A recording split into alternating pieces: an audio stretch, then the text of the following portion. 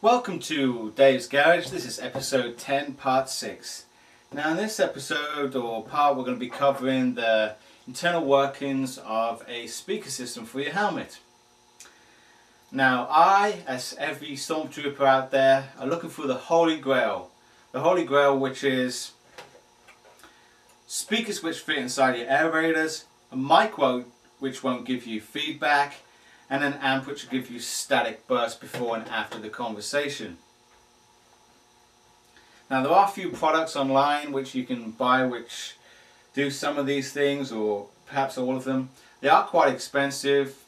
Some are over $100, some are nearly $200. I wanted to make my own, as I have with the fan system, and most of the things that come with this arm I've wanted to do myself. So I went online on the forums, try and find out how. There's some really good information and pictures and tell you how to do it, so I followed along and I came up with my own system. I'm using a basic Radio Shack amp. It's mounted to my chest at the moment. I'll tell you why in a minute. I've had some successes and some failures, but my original idea was to fit two 8-arm speakers that are 1 inch in diameter, which you can also buy at Radio Shack. They're about $3 each, into these end caps which I found at Home Depot, and they're 1 inch across. I drilled a hole in the back for the wire to go through. And I was going to mount these inside my helmet behind my aerators like this. And the sound quality was really pretty good. I was very pleased with this. And I took the inner workings of my amp out and put it inside my helmet, and then I added the mic, and that's when all the problems started occurring. Now as soon as your mic gets too close to your speakers, you get feedback.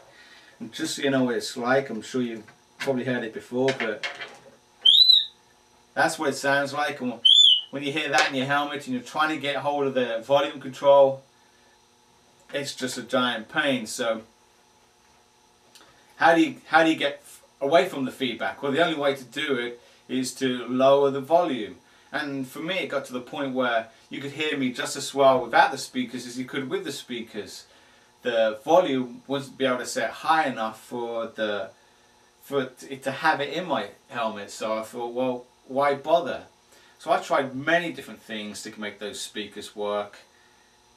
Different mics, different speakers, using both the input on the amp as well as the external output speakers.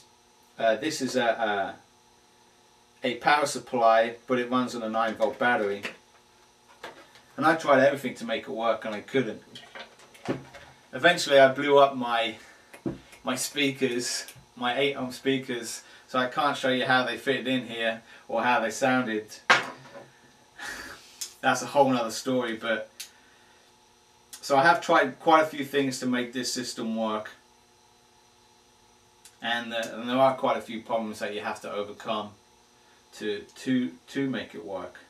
Now I've come up with a simple solution for myself at the moment, but I am still looking for the Holy Grail. I'm still on this quest to make this work. There's a few new products coming online. One is by a guy in Florida who is called, I think, Stormtrooper Industries.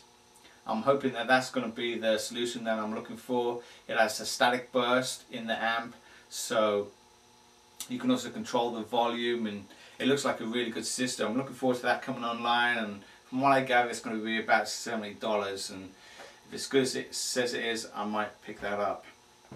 But till then, I've got this system. Now one of the other problems, apart from obviously the feedback, was my headset that I bought.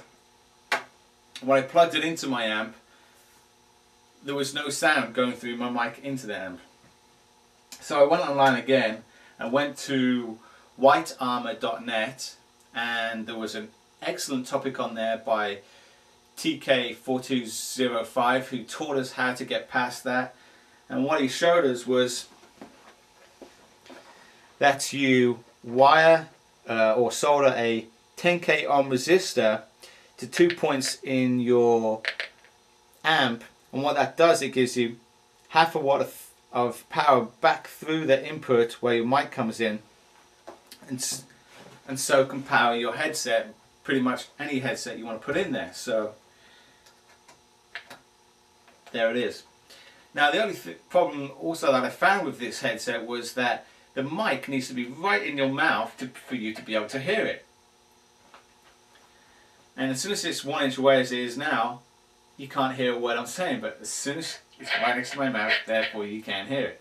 That was the problem, especially when you put the helmet on and the mic moves. So I went online again and found a solution for that, and that was to use a powered mic.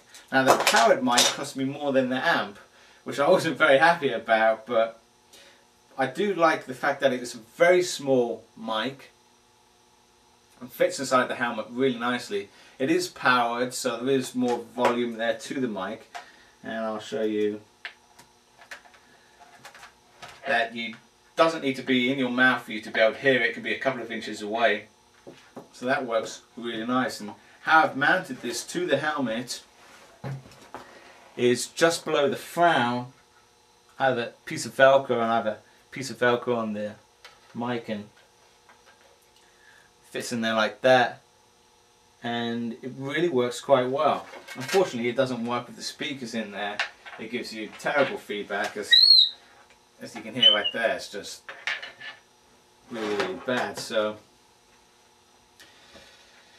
the other thing I don't really like about this is the fact that it has a wire, of course, which leads from a helmet to my chest, but it is very well hidden underneath the neck piece, and also the helmet itself, being that it is so large.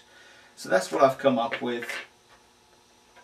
It's not the solution that I'm looking for, but it's one that quite a few other people have used as well.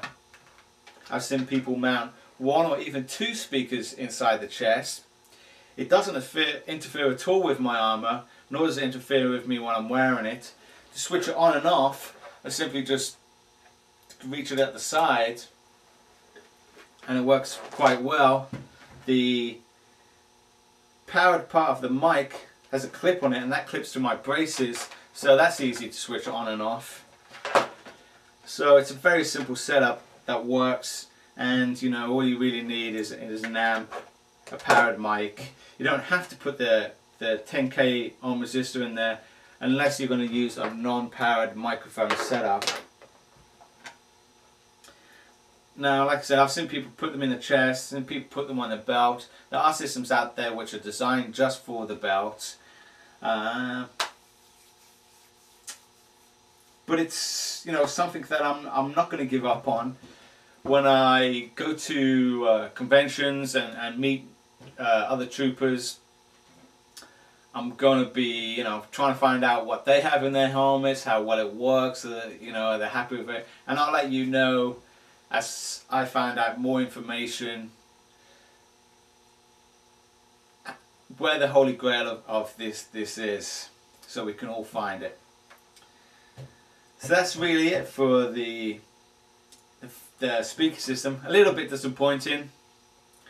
I blew up my 8 ohm speakers, which is a little bit annoying. And I've tried a couple of different mics and a couple of different ways to wire it and set it up, and I haven't found a good enough solution to make me want putting it into the helmet. But that's not to say I won't in the future.